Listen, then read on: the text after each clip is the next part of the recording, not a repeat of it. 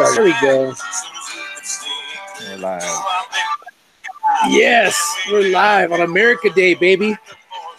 Football.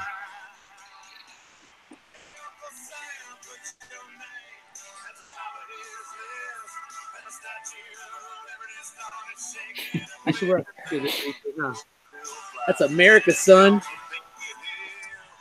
If you don't like country, we can't be friends. I can't think of a more American song than that one. I'm sure there's some, but I didn't have time to look at it. Josh and I were just feeling it because of the Super Bowl. The Patriots happened to win it, by a matter of fact. For those of you who want to know whose house it is, evidently the Super Bowl is Brady's house. Yeah, hopefully it's the last one. Tired of seeing that guy. Oh, God, could that guy have a better life? I mean, I think only Cristiano Ronaldo has a better life than that guy. Good Lord.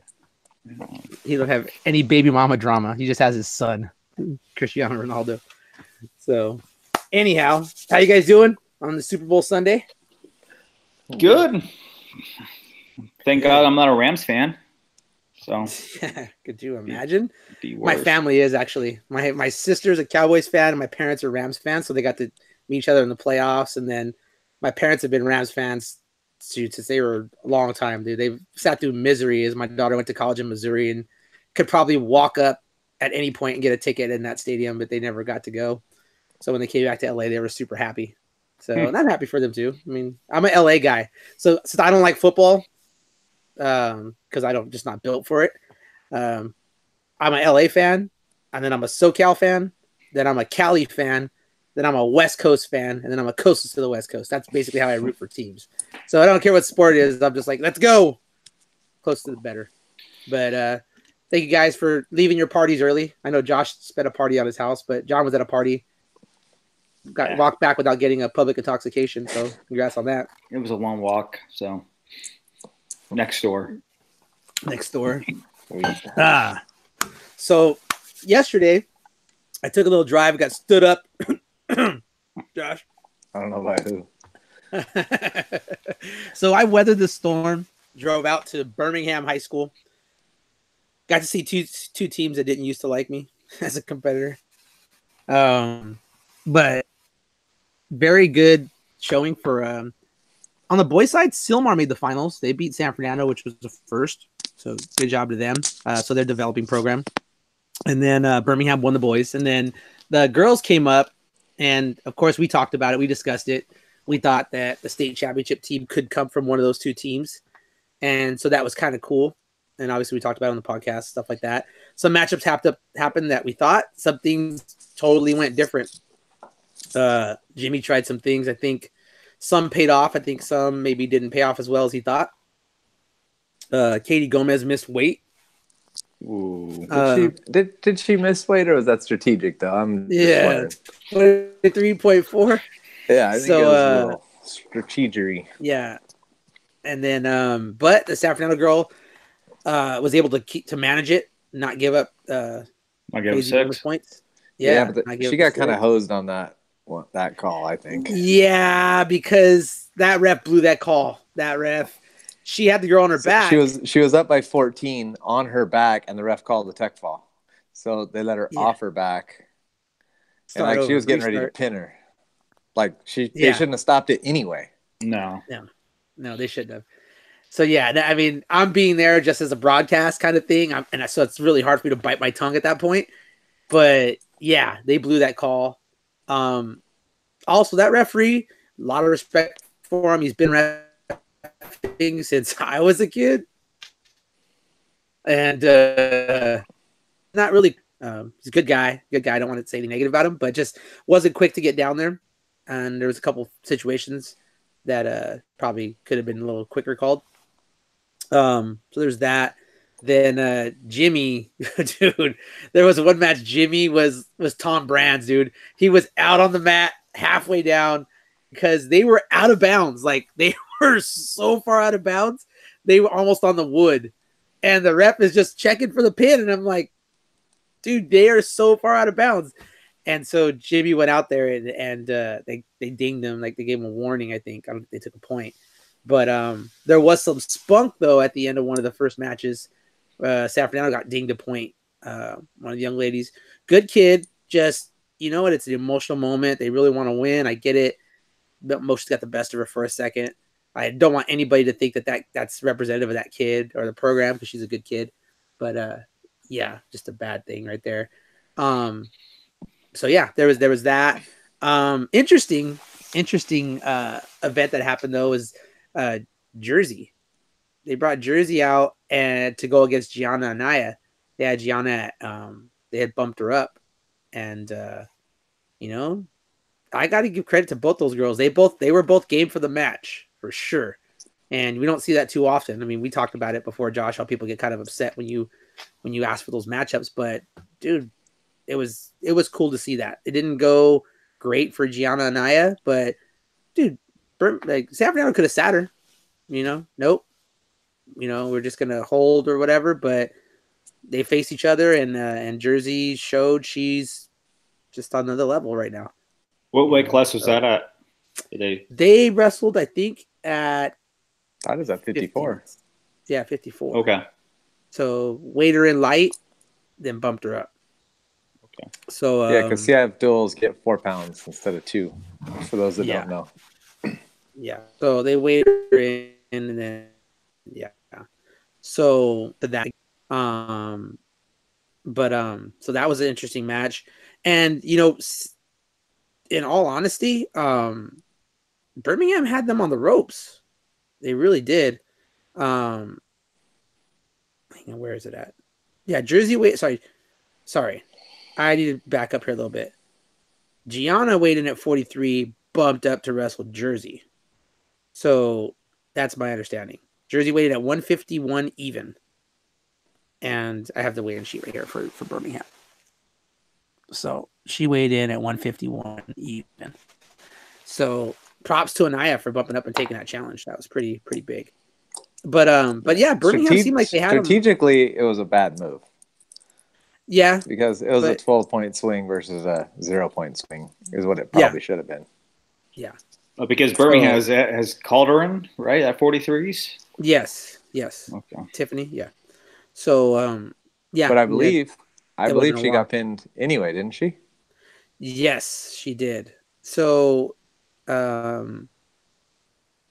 I mean, she got caught, but I'm just saying, like, no such thing, son. It's you wrestle. I hate when people say that. Well, you got caught. No, there's got to be an extreme circumstance. If she got beat by the backup San Fernando girl, Anaya should have probably definitely pinned her. Yeah. So yeah, Anaya definitely like bumped up and wrestled, and then they moved Arana up, I think, too. They moved their lineups around. They both moved their lineups around. It was fun. A big swing. Like I said, Birmingham came in. They looked like they were really taking the air out of them, especially after Anaya's match. I really could see it swinging the other way, and then nope. It got into where San Fernando was really strong, and some of those gambles didn't necessarily pay off that Birmingham had done. So this is part of wrestling that I think people don't realize. It's that this coaching part of wrestling. It's not just showing moves. It's not just taking kids to a tournament. It's not just sitting in a kid's corner. It's putting out the lineup that's going to give you, it's, measuring things out, seeing what kid's going to do what for you, that kind of stuff. And I mean, both these programs, are so accomplished, so it was really cool to see them both go out there and wrestle it out. It was just kind of looked more lopsided than I think we expected. Even we predicted, to be honest. So LA City is the only ones doing duels, right?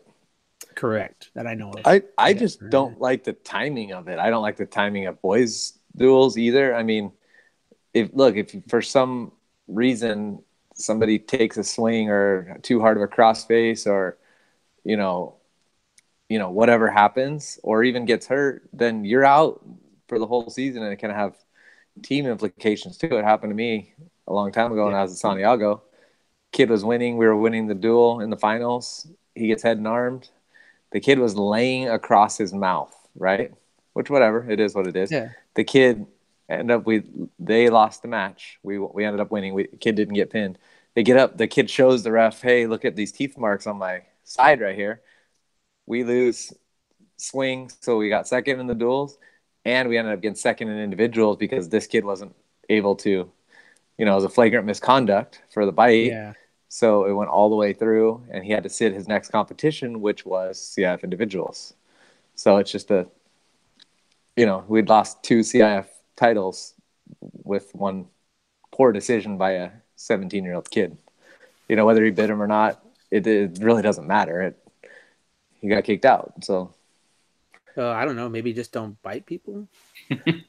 Well, I'm just saying, like, what a crossface, a heavy shove after a match, like happened at that match. You have the wrong ref, and we all know those refs that are. Well, you know what though? I mean, they're gonna make a point.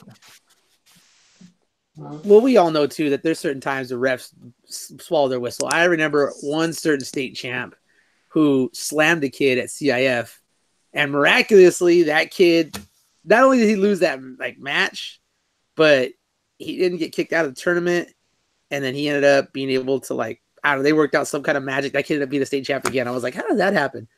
Kid literally it was just a fiasco. It was really bad. I just remember that. It's but yeah, I mean, I get it. I'm with you. I think that if there was a way to do them earlier, maybe do them in the beginning of January or something, that would be better. Then, and another thing too, you would see more matchups that you really want to see because CIF's really pressing people to send their best lineups. And I think the only way they're going to do it, they're doing it with the boys next year, 2020. Yeah. They're doing an invite only tournament, what's his name from Gilroy?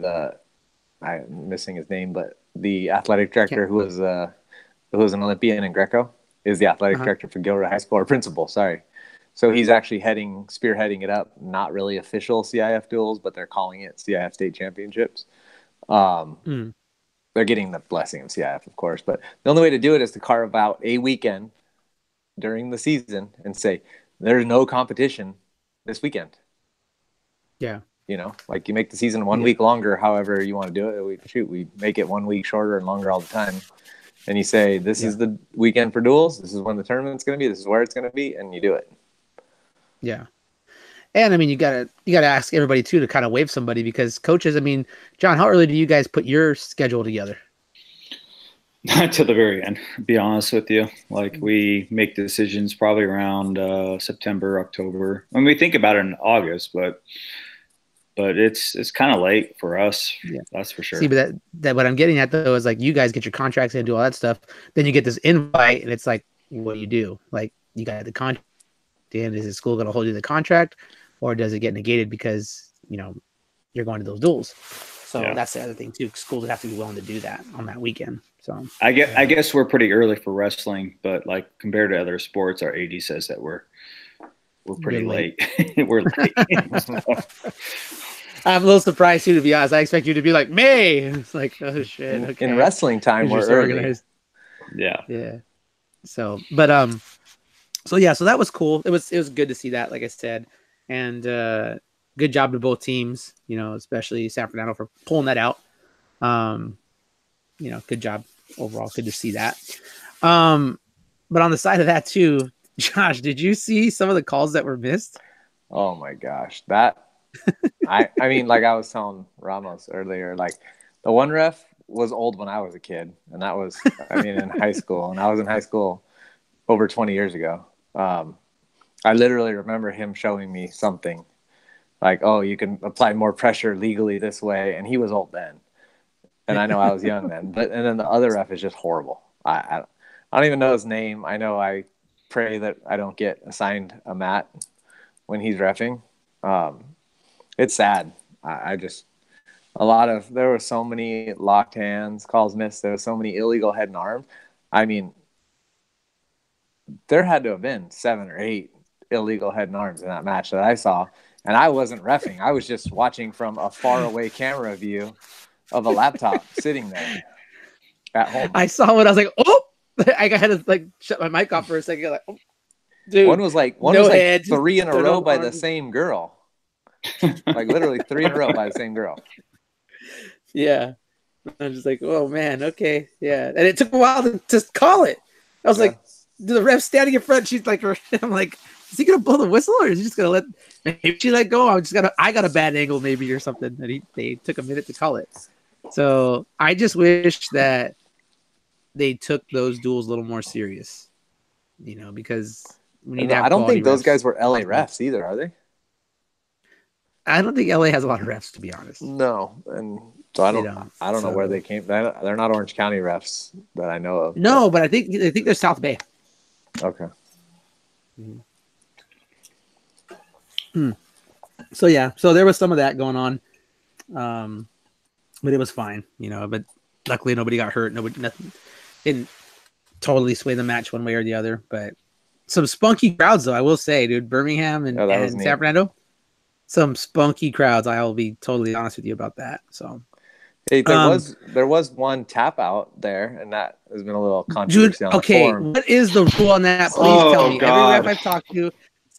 Oh, I'll tell you what I think the rule should be, but then, okay, I think the rule is you tap out, you quit. Period. Match is over.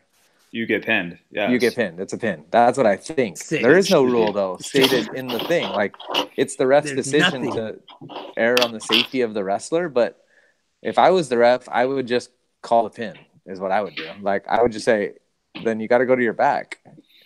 Yeah. If it's a legal hold, you should get it should be pinned. Just same with screaming. I know plenty of people that do that or did that and teach it and all that. Like, oh, if you get in this situation, do that. That's the most chicken shit way to win or not lose that I know of.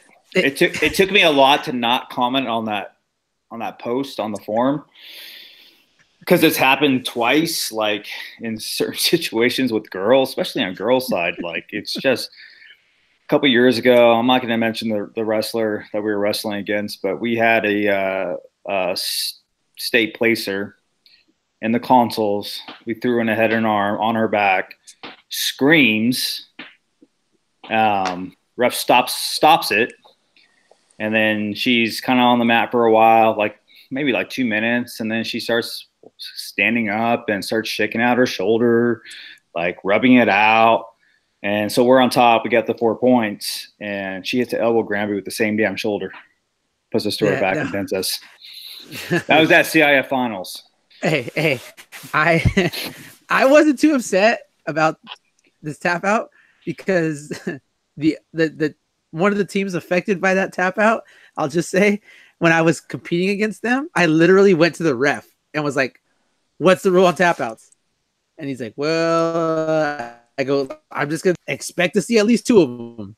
I'm gonna tell you right now, you're gonna see at least 2 of them. I want to know the rule right now." And dude, it never failed. The Panorama girl would have somebody on their back, boom, and like, oh God, you could take that 1 point and so frustrated with that stupid rule. It's dumb. Like I would have kicked puppies at that point, dude. I was so mad. Yeah, or at least it needs to be like how they do the imminent, near fall. They need to have 5 point imminent near fall or something stupid like 6 point. Like if you tap or you scream and you're on your back, automatic 6 points. Then it puts the match closer, but it should be a automatic default. It's quitting. You're tapping, you're quitting. Yes. It's done. If the move is legal, then you're quitting. So exactly. Yeah. Yeah. Everything's right. Yeah. It's happened to us a few times. Yeah. Last time was last year at your tournament, Josh. Happened to us. Was it? Oh yeah. And then I showed the head ref afterwards, and he was like, "Yeah, that's a bad call." My girl was so mad. My girl quit. My girl's like, "I'm done. I don't want to wrestle anymore." Really? Yeah. What weight was it? Do you remember? No, 1-on-1s.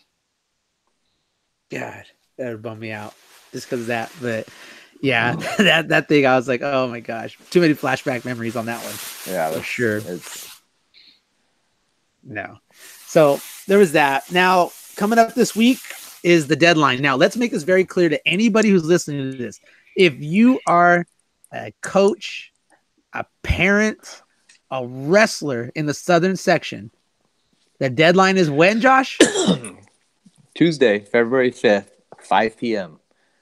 Like not 5:01. No, not. I would say 4:45 p.m. because I know everyone wants to wait till 4:59 to see who registered somewhere so they can get the exact spot they want or whatever. But err on the side of caution. And then like you need to have time. My recommendation is after you register your athletes, have time to go look at the registration list on TMI. You click like to pre-register one link, and the next to it is that you can look at the participants. Click on that, scroll down, and take a picture of your timestamp after you've registered them. That's my now here's the thing. Recommendation. You're friends with the TMI people. You're friends with them, okay? Yeah. Tell them that it's stupid that every year they, for some reason, cannot get off their asses and block the website. I've already talked to them, and they're gonna make the link dead at 5:00. Because before you could still, if you knew copy and pasted that link, you could get in there and do it. But they're going to make the link dead, and any entries after 5:00 p.m. are going to get put aside to show that they were registered, but they won't be allowed to wrestle. That's what they told me. Because it's just stupid, dude. It's like so sick of it. All these years, and they still haven't like figured out how to like. I think they should do it like Track does, and just not make the list available. Like, you know 100%. What I mean? You know how when you register 100%. For a big tournament and it says, sorry, this tournament list preview is not available. Maybe, you know, you could see there should be a way to verify that your own kids are in there and registered at the weight they need to be registered at. And the verified email? Yeah, and I don't know what happens, to be honest. Like, if somebody registers twice at 2 different weights. I don't That's going to be my next thing, too. You got to do something because, well, my next thing I was going to bring up was like, because what if not allowing people to change? What if I register Niles Jernigan at 132? I'm happy to say she would still make weight. No, I know. I'm just saying, like, what if I registered her at that weight and you want her to go at 132, right? Yeah.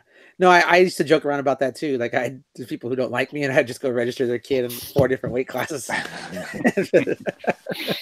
That would be evil. But that's the thing too. Like, I hate the idea that every year people register and then they get to the tournament, or they get to the seating meeting and like, oh no, they're actually going to go this way. And it's like, no, like that's over. Like, you didn't register at that weight. You don't get to change it. End of story. But when you have an open link like this, where anybody, John could get on and be like, oh, I'm gonna register Ramos in the girls tournament, you know, and I'm like, you know, like, well, I'm not in the tournament, you know, like you could just do stupid things like that, you know, and just blow it out.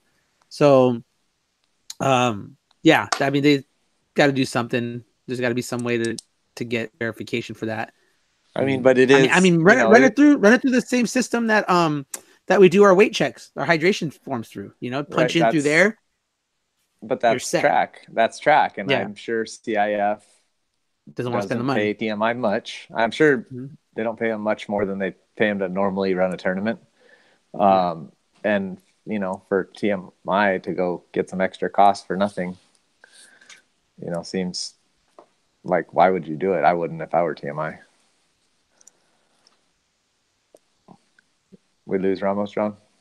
Nah, I think he's still there, right? Oh. Yeah, he is there. Yeah, his internet was a little shaky. So yeah, but that's the only thing too. Is I just like the fact that you can change weights and the fact that anybody can register anybody at any weight. Those things concern me. I hope pretty soon they start being smarter about it, or maybe even, well, eventually we'll have leagues and we won't really have to worry about it, right? But in the meantime, I feel like they should be taking this a little bit more serious and securing it a little bit better than they are at the current moment. Well, even in the boys league, like, you can still register your boys even though you're not supposed to. Like, I looked on the boys participants, and there's like coaches that are registering their kids even though that the league director is supposed to do it. So yeah, that's not good. It should be a private link.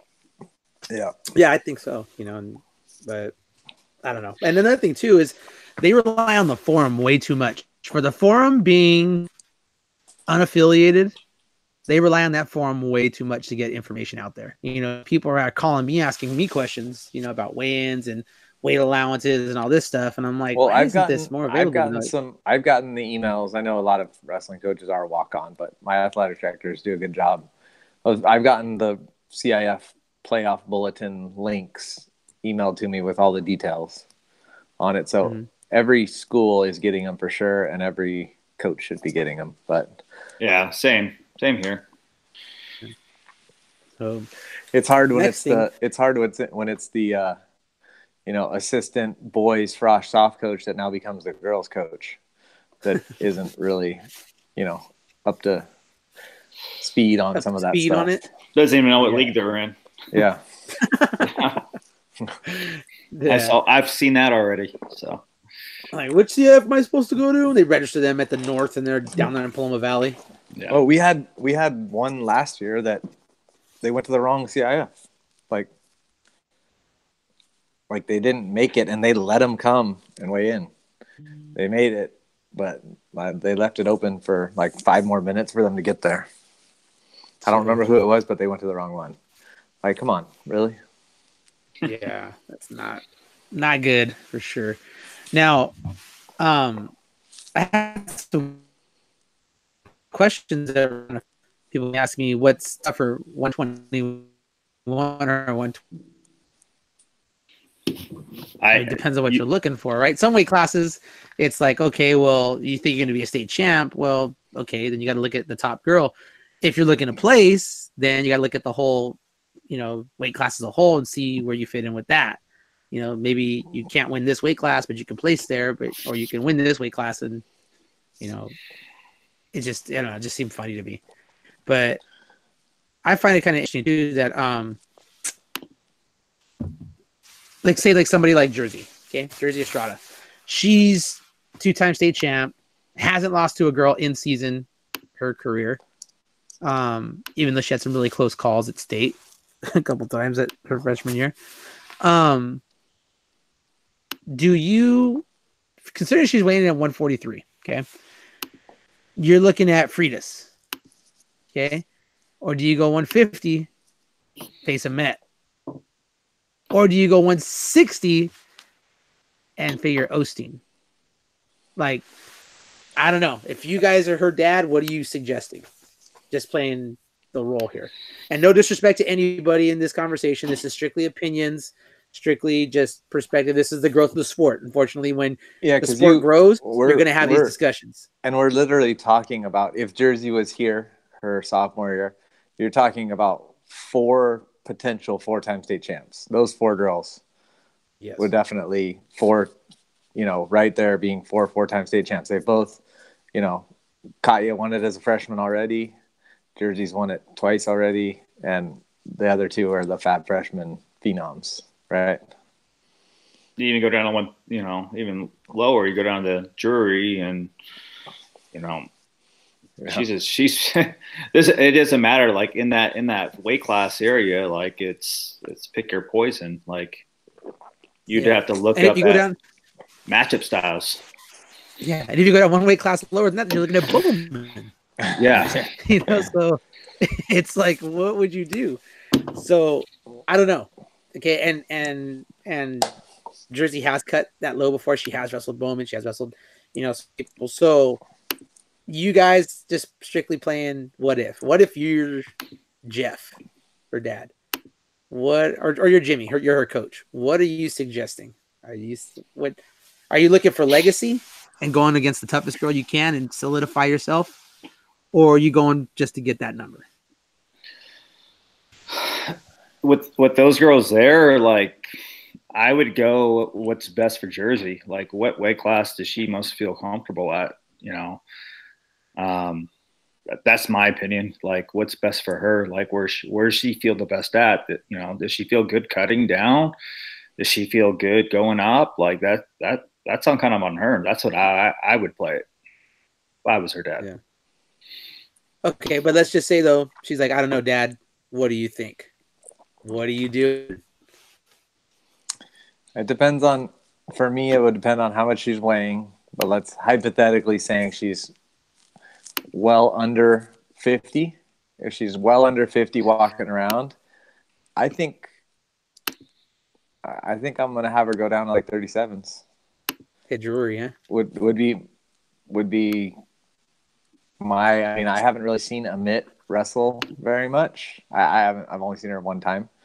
And I know she's tough, and I know they've wrestled before, and she's beaten Jersey. So, I know that was a while ago. So, and Lily is just a beast too, and Drury's a beast. I mean, it's like flip a coin. I think Jersey's going to hold her own, and it's going to be a very close match, no matter which one of those girls. I don't see anyone going and pinning. I don't see any one of them pinning each other if they wrestled. I don't see a clear head above. I mean, I guess if you want to go down to Bowman might be the horse in the group that probably pin everybody, but I don't know. Yeah. I'm thinking, for me, if it was my daughter, I'm thinking I'm going 37s. If we could safely make the cut, and I know she's got. Now you got to know she won. She what?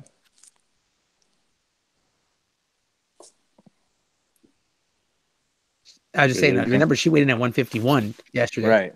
So maybe I'm going 60s. Maybe I'm going 60 then. Katya. Because, I mean, Jersey wrestles a little more like a lighter weight, and Katya wrestles a little more like a heavyweight. That style clash might be beneficial to Jersey. Katya's strong as heck, though. That's one thing, man. For fun, she does powerlifting, right? Yeah. What do you think? What do you think? Don't put all the pressure on us. What do you think? No. You know what? I honestly, my whole thing was this. I was too stupid and a new coach when my daughter wrestled, and we were too busy just trying to place in a tough weight class. Looking back, I should have put in weight class where we just get on the podium. Just play it smart, play it safe, because that's all anybody ever cares about is, what did you do? When looking at someone like Jersey, who's as accomplished as she is, national champ, state champ, all those things. I don't know. Maybe I go legacy. Maybe I go and try to stop a Met. Why not? You're already 2-time state champ. You missed, the third because you stayed in Colorado 1 year. You're Fargo champ, you're Fargo runner up. You got all these things. Like, really, what is one more state championship really going to do for you?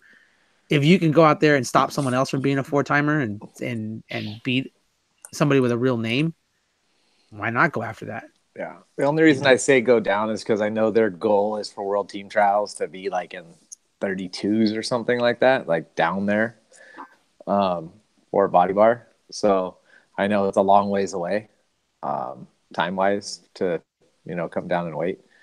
But that's. I know that's their long-term goal but I think she'd be better off up wrestling girls like, heavier, because I think she can wrestle with those girls just as well. And, for the most part it's easier to go bigger, except for, it is easier to go bigger, I think.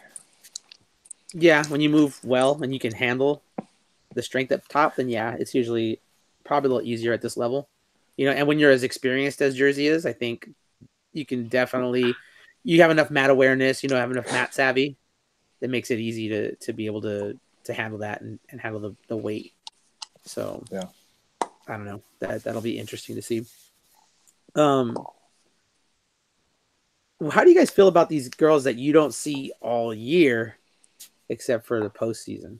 And they you still get your number 1 seed, even though nobody's seen you anywhere. Somebody asked me about that, and I made my voice pretty clear about that in the past. I think at some point, if you haven't wrestled, then pull your seed. You might break the bracket, but whatever. It shouldn't be an automatic easier route just because you did what's right for you. Yeah. So I don't know. I think. Well, I don't know. I think that's the whole. I mean, we'll use Richie as an example. She hasn't wrestled all year, kind of to no fault of her own. Well, I guess it is her fault. She transferred. But if she would have not transferred, she'd have been wrestling all season. But for whatever circumstances, they transferred, haven't been ruled allowed to wrestle yet. Is losing her seed beneficial to the whole bracket overall? I mean, you're going to put her 7, 8, 6? I don't know. And then she's just going to bust through the bracket and get to the finals anyway. I'm not saying she's gonna win it, but let's say she gets to the final anyway. I'm talking for sectionals, right? That's what we're talking about. I wouldn't see her not being in the finals. I agree with you. I think as great as Danielle's done, at that weight class all year, I think that's the matchup you expect to see in the finals, So just as long as they're separated, on different sides of the bracket, wherever she lays, like I'd be all right with that.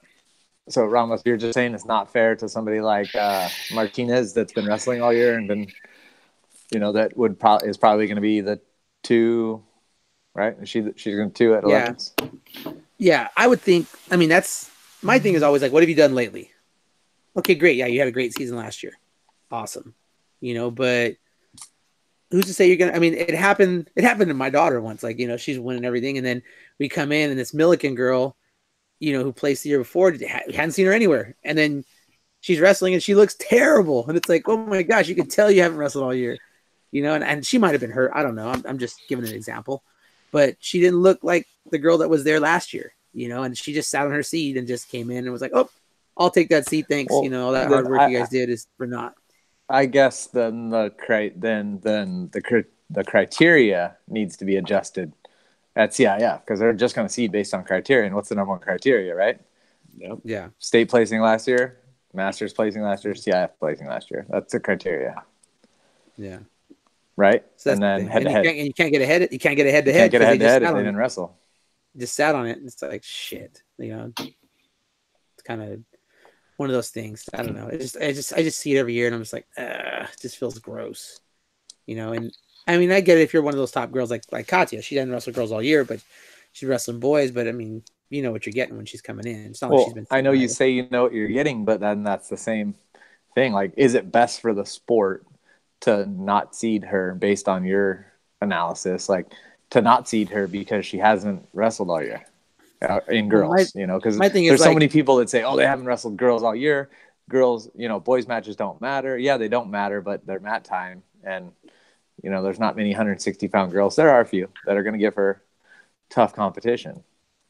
I think it's ease of coaching is what their issue is, why they don't go to girls tournaments.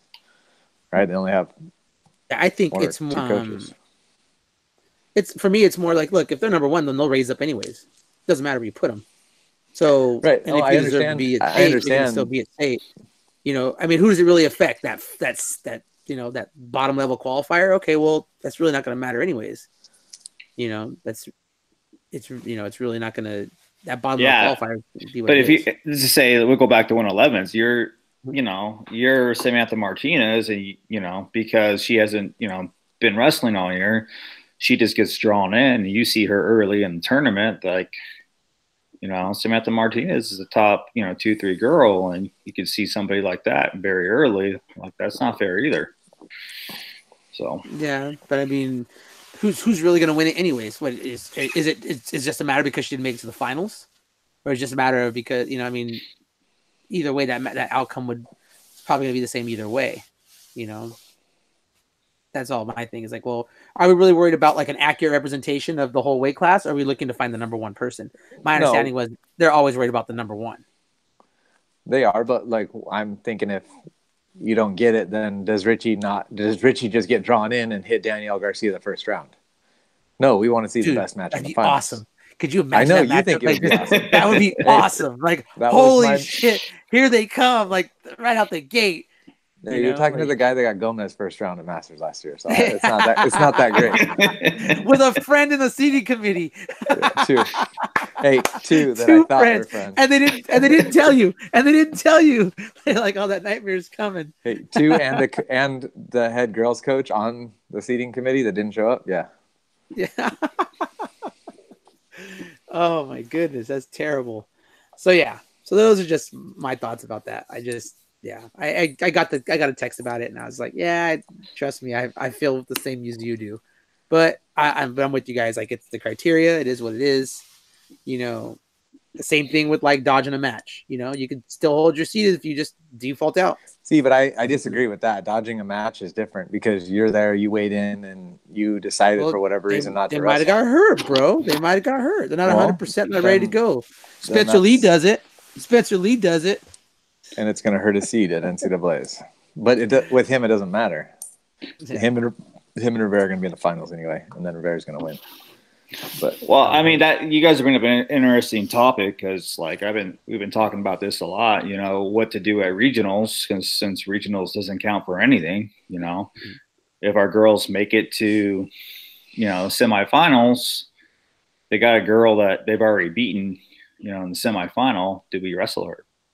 And last year we did.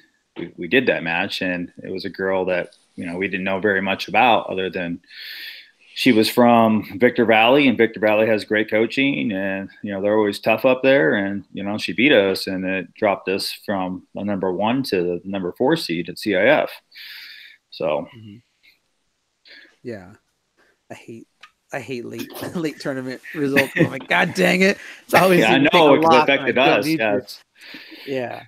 But we've been talking about this, like, what do we do for most of our girls? It's, we're going to wrestle through, but, we have a girl that should be seated pretty high at a weight class. And, everybody in our regional, we've already beaten. So what's the point of wrestling her? So. Yeah. Well, another thing too, it's like, they're not even wrestling through the weights, are they? Like, it's just, you qualify. That's it, right? No. Are you on the committee, John, or no?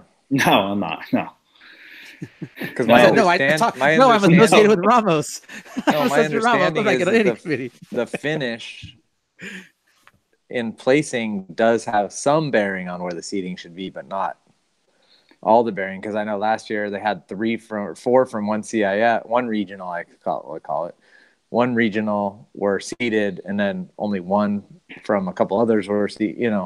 Which, the 2 that got seated. And a couple were legit, and the third one was kind of like, oh, let's vote on this, right?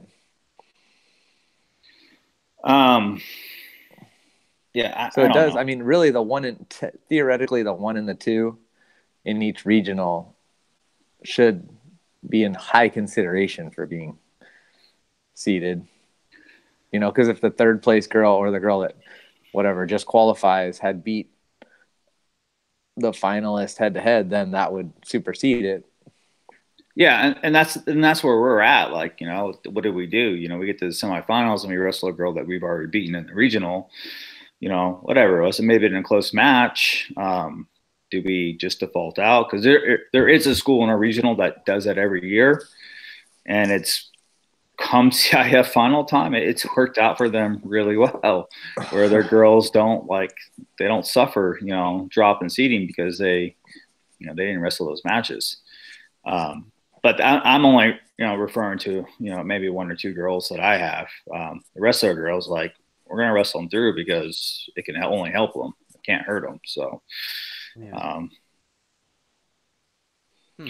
I think placing all the way through would help with that whole scenario. That's just my opinion. And I don't know why they don't. I don't know if they don't want to buy the medals they buy the medals. At least our regional, somebody bought the medal. I don't know if the host tournament did. Nope, they don't. Nope, not supposed to do any of that. Every year had medals. Supposed to do it. We had medals last year. I don't think we had. I don't think we had medals last year. I think we had it 2 years ago. I think all the coaches, pitched in for it. It's just it sucks for other areas though. Cause it's like, oh, well, they got medals. Why don't we get medals? And it's like, man, just freaking buy medals. What does it matter? So dumb. Yeah, I have to cheat. That's why. For not paying a venue, and taking the door and all that stuff. Like, really, you can't pay? I don't know. Seems silly to me. Well, they're supposed to pay the venue. Yeah, I talk to coaches otherwise. They don't get anything for it. I know that's why they're at Cerritos. The boys are at Cerritos this year is because they didn't want to pay Temecula Valley's asking fee. And they should be able to ask a lot because they run a very good tournament. Yeah. So it'd be worth it. It'd be worth it. So, but I mean, increasing the size of these brackets at state, doing all this stuff, like there's more money. Like for a nonprofit, they sure are bringing in a lot of money. I don't know their overhead. Is everybody's qualifier this year on the same weekend? San Diego is this weekend. San Diego is this weekend. I just saw those results. And then where's Central? When's Central? Do you know? I think everybody else begins theirs this weekend, though. Yeah. North Coast usually is later. But Central just has one tournament like LA, right? Mm-hmm. They don't have a regional. Mm-mm. So I don't know. I don't know how they're going to do that. I tried to get Gene on today, but he's not here. Yeah, some of those schools, some of those sections start a lot later, so there's no uniform date. Because I know next weekend is in LA. Is regionals for boys next week in LA, and then their city is the week after that, same weekend as our masters or whatever it is. So again, those sections that only have one tournament will have the benefit of being able to see where everybody's at down south and do what they got to do. So, have you guys been looking at like the registration, or like how many girls have registered in each of the regions? No, I haven't. The only time I looked a few days ago, and there was like 7 people registered total. When I looked, and then I looked when you told me Richie had registered. I kind of looked at the other ones, and a lot of them were full, and some of them were still very light. Yeah, I felt like they were trying to balance it out when they went to 5 regions, but it doesn't look like it's gonna happen. No, until you tell people, look, you're gonna have to travel. Tough luck. You're not gonna have balance because that northern section is not gonna have the same numbers as the IE or San Gabriel or those areas. So until you tell people tough luck, boo-hoo, you got to travel, you're not going to have balance. Well, I mean, I just don't understand why they just don't want to make it like the boys and just put it in divisions and just call it what it is, Yeah. I talked to Glenn last year about it, and he said because we don't have the numbers yet. And I said, well, how many more numbers do you want to make it? How many more numbers do you need before why it does gets that even there? matter? When you're just looking for balance, why does that matter? I don't know. There's a formula the boys use. Like, why can't we use the same formula? Yeah. How many places you get a CIF finals? The reason why, well, I guess if you could say CIF finals, but in the structure we do it is because we don't place all the way in our CIF regional, which should be like called CIF if we go to a league, right? So that's the way it needs to be. It's not based on masters, right? It's based on CIF. Hey, let me ask this. I wonder what the situation is with this. Okay, so they pay refs based on the bracket size, correct? Yeah. Yeah. Okay, so we're paying these refs not to ref the whole match, not to ref the whole tournament? Yeah. So they're basically going to get paid the same amount for reffing less matches. Yeah, a lot less matches because you're not even doing. Because you're not wrestling through. Yeah, you're not even going from console semis. Once they're there, they're done. That seems fiscally irresponsible. Yeah. So, I don't know. That seems crazy to me. Yeah, but I'm looking at our results right now for like the Eastern Regional, and we have 215 girls registered so far for our region. But do you understand my point is like until you place the girls at the regional all the way, you can't get an accurate account of how many from each league are placing. It's true. I mean, you're just going to be like, I guess a number of placements, but you won't get the actual placings to go like 1, 2, 3, 4, 5 in order. And I don't know if boys use that criteria or not, or if it's just placers. Right, the way they do that serpentine in the. I think they just use placers. Just placers. Doesn't matter what the number is. So it's the number of placers per league. So yeah, they could do it if they wanted to, but it's probably a lot of work for somebody that isn't doing it right now. I'm trying to go through here and add it to my plate. I got it. I feel bad because I recommended John to some people for helping out with the state rankings. and what's your first impressions, John? That it just needs a lot of work. A lot of data, needs to be looked at. A lot of brackets need to be looked at. A lot needs to be put down.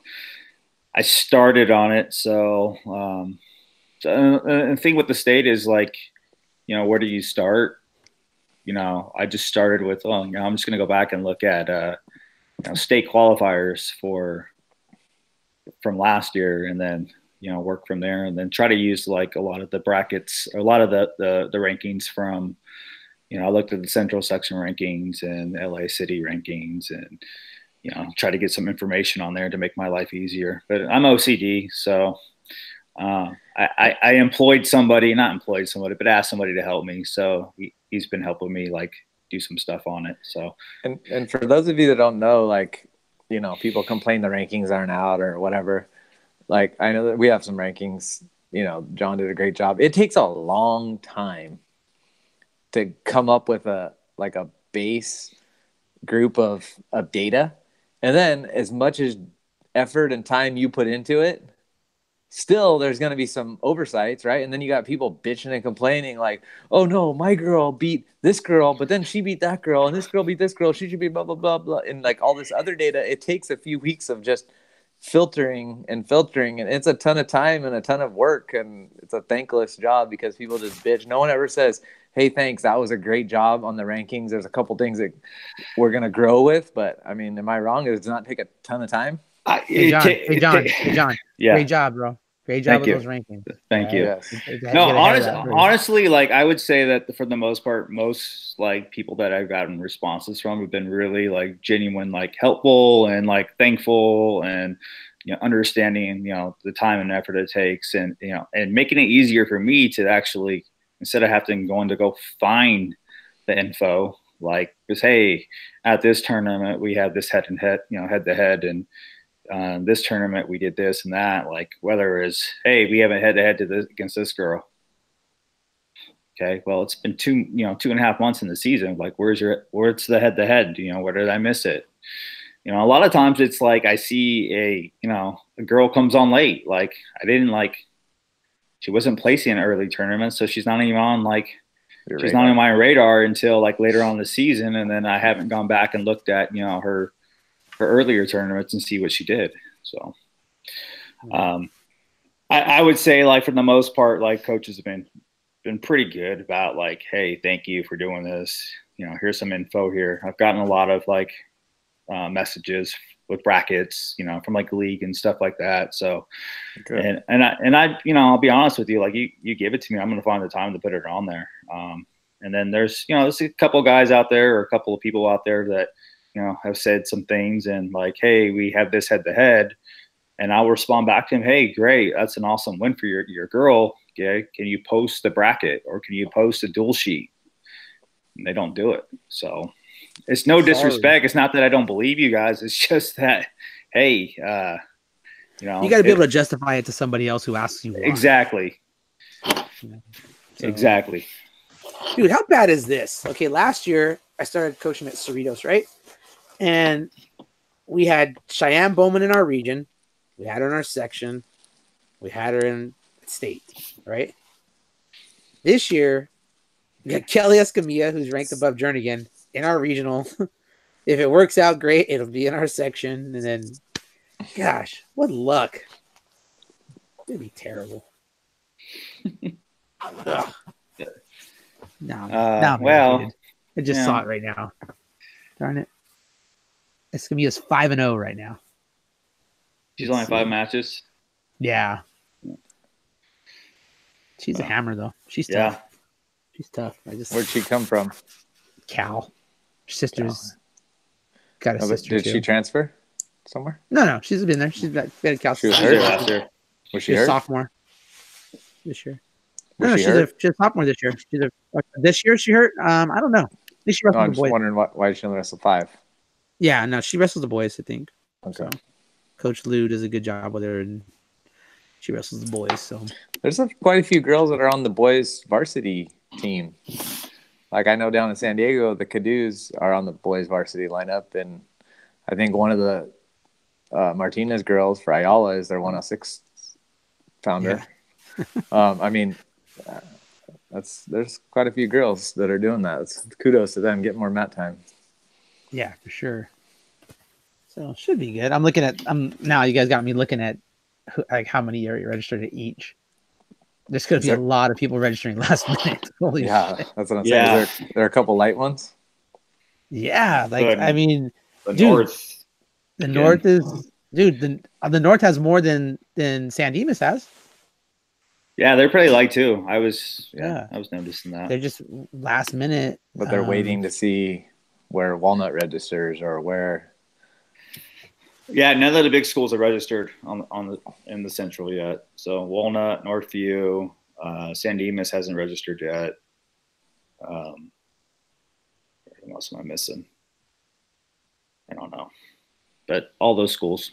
Oh, Montclair, they haven't registered yet. So, and then in the East, you know, Corona registered, we registered.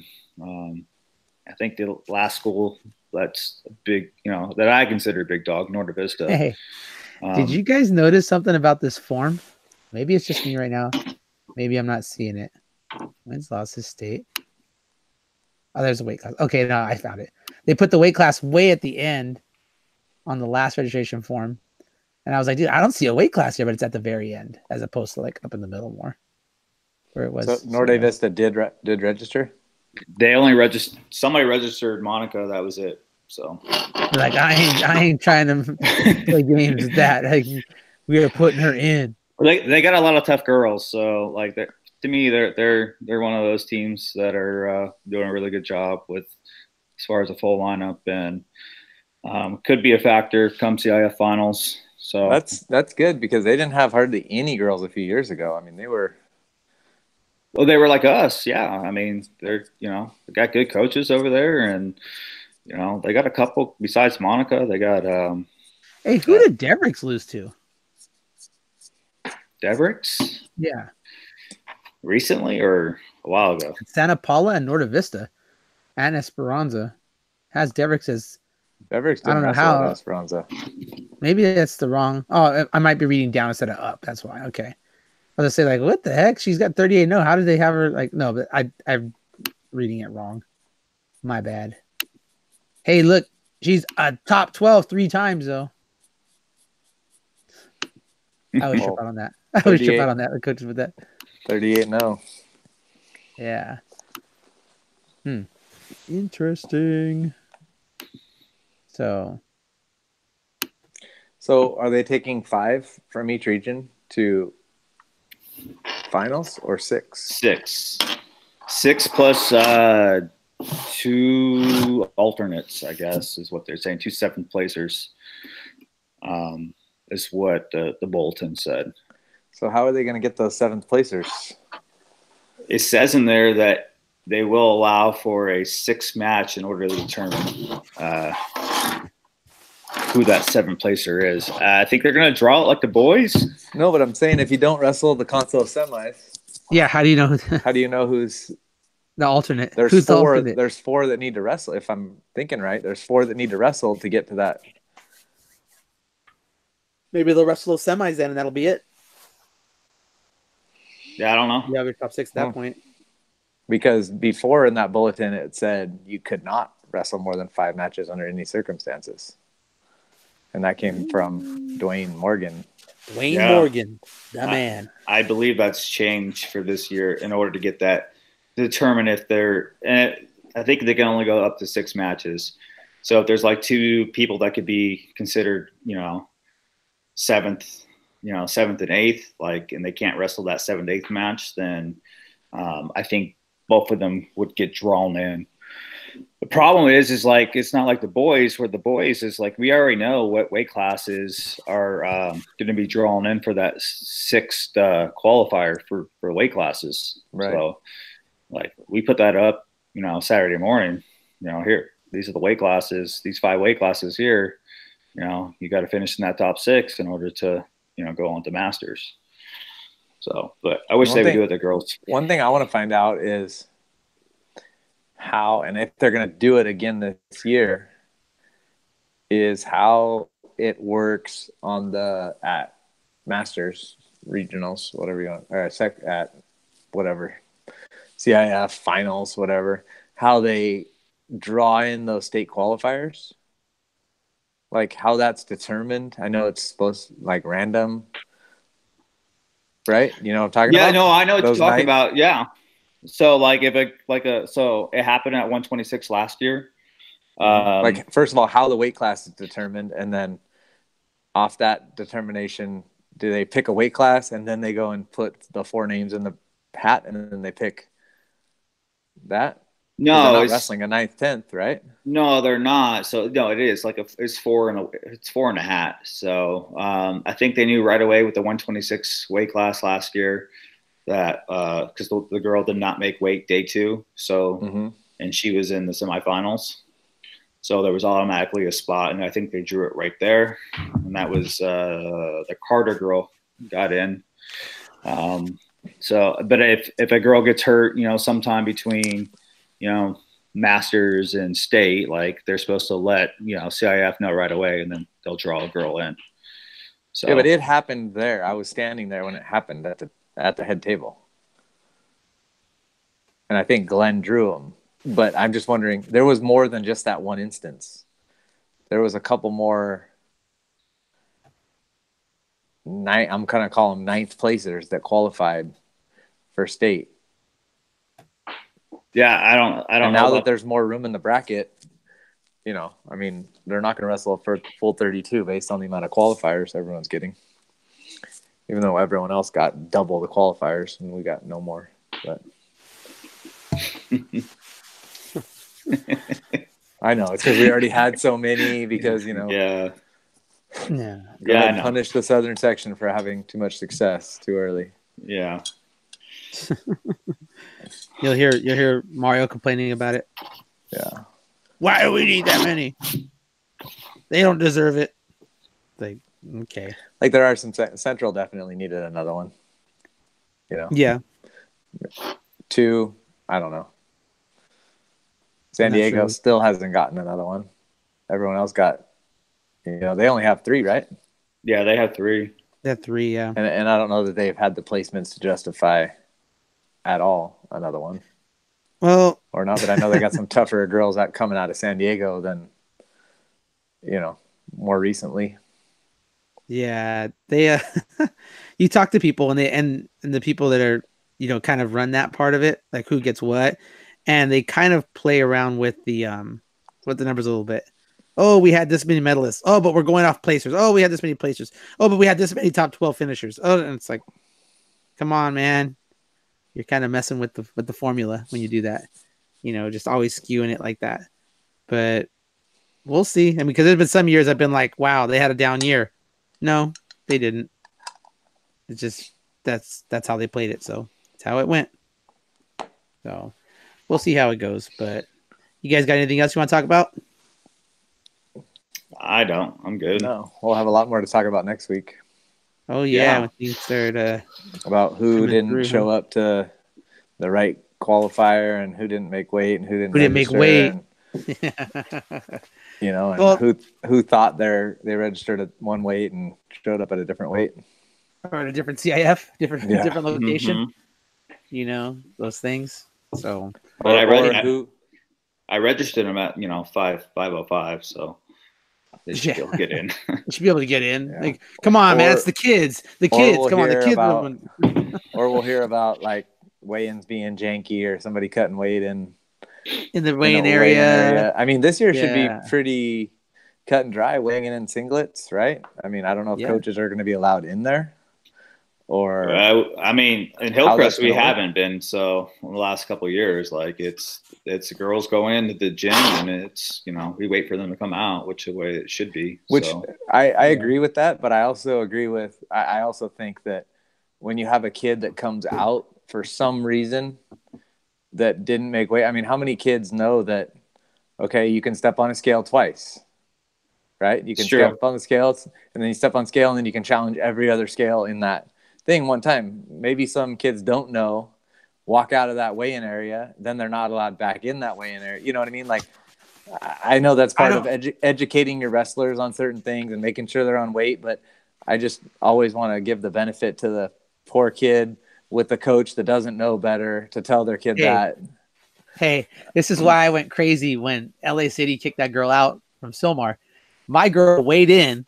They didn't let us in the weigh-in area. Okay, girls only. Weighed in, took them in a totally separate room, weighed them in. She comes out, her shoulder says 118. Okay, cool. Made weight. Eats, warms up. We get called down an hour after weigh-ins. Your girl's overweight. No, she's not. Yeah, she is. No, she's not. You wrote 118.0 on her arm. No, coach, she's overweight. She missed weight. You're kidding me. She's ranked second in state. How is it's an hour after. We can't even challenge the scale. It's an hour later. Nope. She's overweight. Tough luck. That's BS. Yeah. I mean, I'm lucky that I have an assistant coach. We have an assistant coach that's a female who wrestled for us a couple of years ago. So, and she looks like one of the girls. So she just goes in there, and I'm texting her and making sure to like, hey, everybody make weight. And she's like, yeah, we're all good. We're all coming out now, getting dressed. So, let that one out. Good. Yeah. So you had to put her in a different shirt this year. So, but all righty, fellas. Everybody's good? Yeah. Everybody got their feel? Awesome. Well, again, thank you, everybody. Josh, when's the deadline again to register your girls for regionals in Southern Section?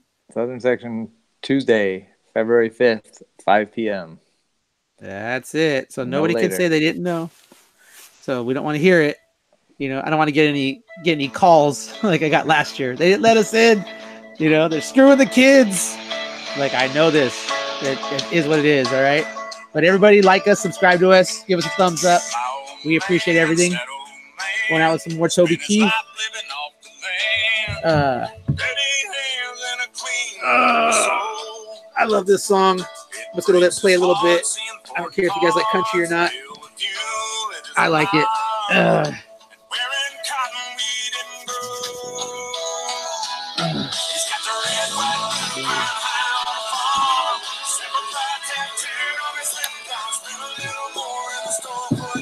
Have a good night, everybody. Go America. America.